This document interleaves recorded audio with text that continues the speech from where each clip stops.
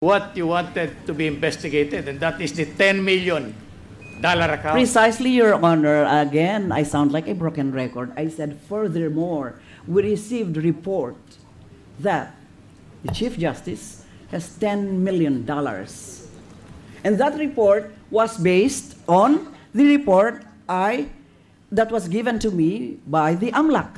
And these are the documents given to me by the AMLAC. So you totally disregarded the affidavit complaints. Not disregarded. Noli Santos. Not disregarded. In what sense or what value did you give to that complaint?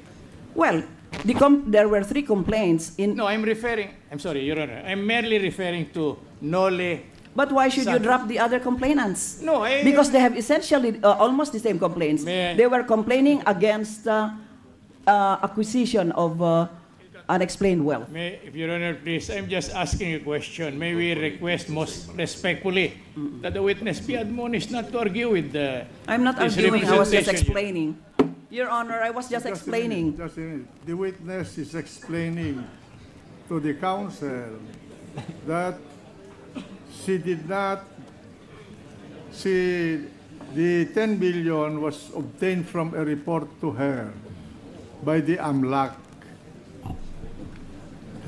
She initially referred the complaint submitted to her by private parties, if I recollect her former statement, to the AMLAC, and there was a report returned by the AMLAC to her, and in that report was a statement about a 10 million account, $10 million account, supposedly of the respondent. Am I correct in this, Madam Ombudsman? Yes, Your Honor. All right, so that's the situation. All right. The way I understood you... Counsel, proceed. Thank you, Your Honor. The way I understood you, you received that report from the AMLAC. Was it prior or after your letter of April to the Chief Justice of April Prior, 20? Your Honor, because I could not have told the Chief Justice that we received report about $10 million if I had not gathered it from the AMLAC data that was... No, will you be kind enough to tell us why you did not incorporate that as a statement so that at least the Chief Justice will be able to answer intelligibly and correctly? What statement, Your Honor? That according to you, based from the papers coming from the AMLAC, there was this alleged $10 million deposit. That was not stated in your... Yes, but I said report. We received report. Yeah, but even that was... I'm sorry. But even that does not appear in your letter request of April 20, 2012. I thought it was not necessary. So, why did you not consider that necessary when you are practically accusing a person of illegally acquired wealth, Your Honor? I thought it was not necessary to mention the source. After all, he said that that account does not exist. Oh, kindly let us... Why should you know? All right. Well, but that was... when he said that that account did not exist, it was only after your letter of April 20. But I thought it was not necessary, Your Honor. That is your evaluation? Yes. I'm sorry. To mention that it came from AMLAC. Yes, but in order that the witness or the Chief Justice Corona may be allowed to explain well his position, why was it not necessary? What made you think that that was not necessary? $10 million is not necessary. Because that was data gathered by the AMLAC. Yes, but my point is this, Madam Witness. You wrote the Chief Justice Renato Corona a letter dated April 20, 2012. Yes. And he said strictly confidential. Yes, One of the statements that you made in here is in connection with the $10 million account. Strictly confidential, meaning No, the contents of the letter were strictly confidential. Precisely. Why was there no mention in order that he may defend himself? I thought it was not necessary, Your Honor. Why you did not mention it? I thought it was not necessary. May I be allowed to finish my question? The witness has already answered that she felt it was not necessary. So that's her position. Am I correct in this, Madam? Yes, Your Honor. Yeah. Already answered. Okay. We can. We are arguing on this point. The witness said that she found it not necessary to give that information in her letter. No, but my point is this, Your Honor. If that was so stated and a request to answer is made, then the party to whom it is addressed may be able to intelligently reply to the request, Your Honor. If Your Honor, That's my please. point. If Now, Your Honor, if please. I'm not questioning the opinion of the witness, Your Honor. Will- I'm just bringing out facts, Your Honor. Your Honor, Will you kindly direct your question to the witness so that we will understand each other?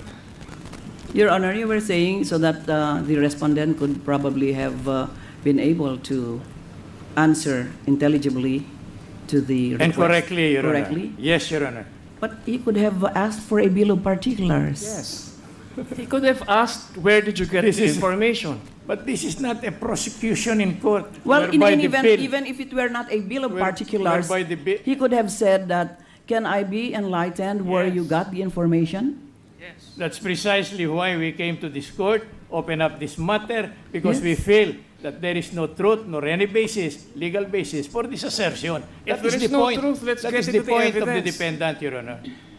There is no truth to my assertion that I received report that he has 10 million US dollars But that is, in there is- transactional there is accounts. no statement to that effect. What I'm limiting received- myself Oh, is your statement. Furthermore, we receive information that there are several bank accounts Yes. in PS Bank and several other banks in your name, Yes, Your including those denominated in US dollars, Yes. the aggregate value of which amount to at least Yes, $10 Your million Honor. dollars. yes. Now you knew if this is if this is in dollar, this is highly confidential, protected by the foreign currency deposit. No basis, Republic Your Act- Honor. Republic Act 6426. I did not source it from the bank, Your Honor. I sourced it from the AMLAC. Yeah, but wherever it is sourced, you mean to say the source is different? It can be foreign currency deposit. So may you not be are inquired. you are saying, Your Honor, that these accounts exist because you're saying these are confidential? No, I'm not saying. I'm not saying that it is your answer. That there are reports to this effect. My question is, why was this not incorporated in the report?